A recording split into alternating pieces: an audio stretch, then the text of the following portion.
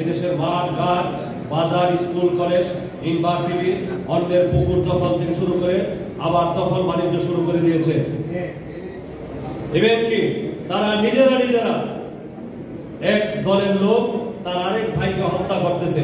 এই সমস্ত রাজনৈতিক দল থেকে জাতির জন্য রাষ্ট্রের জন্য কোনো কল্যাণকর কিছু আশা করা যায়?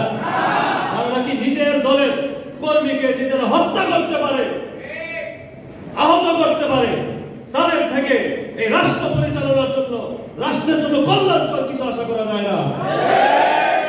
তারপরে আজকে তড়িঘড়ি নির্বাচনের জন্য পাগল মারা হয়ে গেছে। প্রত্যেকটা রাজনৈতিক দলের একটা আশা আকাঙ্ক্ষা যে জুলাই বিপ্লবের পর যে বাংলাদেশ আমরা পেয়েছি, এই বাংলাদেশের প্রত্যেকটা নাগরিক যাতে তার নাগরিক অধিকার সঠিকভাবে আদায় করতে পারে, তার ভোটের অধিকার সঠিকভাবে আদায় করতে পারে, ভয় ভীতিকে উপেক্ষা করে শান্তিপূর্ণভাবে তার ভোট প্রয়োগ করতে পারে, ওরকম একটা পরিবেশ সৃষ্টি করার জন্য প্রত্যেকটা রাজনৈতিক দল বর্তমান সরকারকে পরিবেশ এবং পরিস্থিতি সৃষ্টি করার জন্য সহযোগিতা করতেছে এবং সংস্কারের পরে একটা সুন্দর নির্বাচন উপহার দেওয়ার জন্য প্রত্যেক রাজনৈতিক দল দাবি জানাইতেছে। কিন্তু একটি রাজনৈতিক দল তড়িঘড়ি করে ক্ষমতায় যাওয়ার জন্য তারা রাতারাতি নির্বাচনের জন্য পাগল করা হয়ে গিয়েছে। প্রিয় ভাইয়েরা আমার, সারা বাংলাদেশের অধিকাংশ রাজনৈতিক দল, নিবন্ধনকৃত রাজনৈতিক দল, তারা পিআর পদ্ধতিতে নির্বাচন চাচ্ছে। কিন্তু একটা দল আমরা গতকালকের পত্রিকায় দেখেছি, তারা পিআর পদ্ধতিকে উপেক্ষা করতেছে।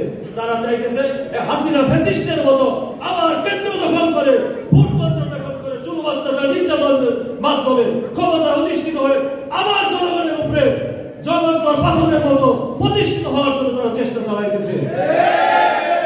পিআর পদ্ধতির বাইরে অন্য কোন নির্বাচন ইসলামী আন্দোলন মানে না। পিআর পদ্ধতির মাধ্যমে নির্বাচন যদি হয়, এদেশের মানুষের প্রত্যেকটা নাগরিকের ভোটার অধিকার প্রয়োগ হবে। প্রত্যেকটা রাজনৈতিক দল যত পার্সেন্ট ভোট পাবে, তাদের সংসদে তত পার্সেন্ট প্রতিনিধিত্ব থাকবে, কথা বলার সুযোগ থাকবে, জনগণের মতামতকে তুলে ধরার সুযোগ পাবে। কিন্তু যদি পিআর পদ্ধতি ছাড়া নির্বাচন হয়, আবার সেই দস্যুতার মাধ্যমে আবার ফ্যাসিস্ট তৈরি হবে, আবার খুনি ডাকাত তৈরি হবে, জনগণের উপরে জুলুমের পর জুলুম, অত্যাচার, নির্যাতন, আবার আইনাগার তৈরি হবে, আবার হাওয়া প্রমাণ তৈরি করার প্রয়োজন হবে। আগামী দিনের সংগ্রামের প্রতিরোধে পীর সাহেব সরকারের ডানে বামে থেকে আগামী দিনের সংগ্রাম প্রতিরোধে অংশগ্রহণ করার আহ্বান জানিয়ে আমি আমার সংক্ষিপ্ত বক্তব্য এখানে শেষ করছি। আমার